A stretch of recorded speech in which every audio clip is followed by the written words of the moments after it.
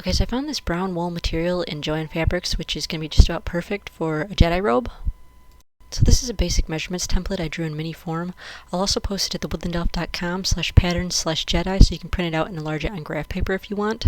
But basically the top measurement is from the neck to your wrist, the bottom is the same width as from the neck to your wrist, and then the long measurement is from your shoulder to the floor, and then the final measurement is also from the shoulder to the floor, but it's done at a diagonal and you go in about 5 inches from the neck measurement, and then you go straight down to the floor. And the sleeve should be about 13 inches wide, and then you'll just run it up at an angle until it meets the long diagonal line. Okay, so I'm showing it in mini here so it's easier to see, but what you want to do is you fold your material in half, and then you just lay your template, you lay the long end on the fold, that long line, and lay that on the fold, and then cut out all the way around it. So then once you've finished cutting it, just remove your template, open out your robe piece, and then you want to make sure that you have 2 of those cut. And so then you'll take one of your pieces, fold it in half, and cut out a little quarter circle out of the corner on the fold, then unfold it, and that'll be your back neck hole. Then you'll fold the other piece in half and cut it all the way right down the center. It's going to be the front of your robe, so you got the 2 open pieces.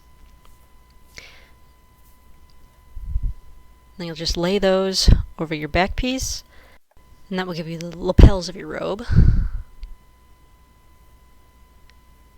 And then you just want to sew the pieces together from the bottom of the sleeve down on each side of the robe, and then across the top, right from the back divot on each side, sew the 2 sleeves together along the top.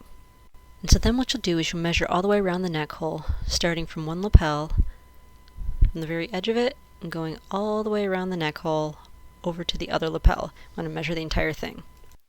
Okay, so now I'm in full scale for the hood, and to cut that, you want to cut yourself a rectangle of the brown material where the short sides are half the length of that neck measurement you just took, and the long sides of the rectangle are the full length of the neck measurement you took.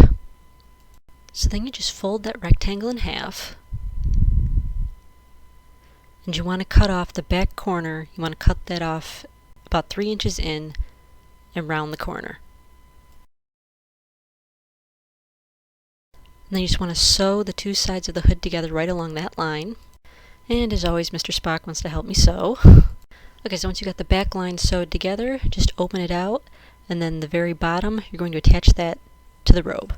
And if you're doing the version with the shoulder tucks, what you want to do is just at the top of the shoulder, just scrunch a little bit of material under itself, so you get the little tuck to go over it. And then you can either hot glue or sew the tuck in place.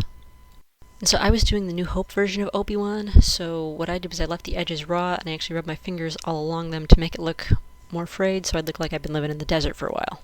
And so then here's what the full Obi-Wan costume looks like from the front and the back, hood down and hood up. You don't need to see his identification. We don't need to see his identification. These aren't the droids you're looking for. These aren't the droids we're looking for. Those were the droids I was looking for.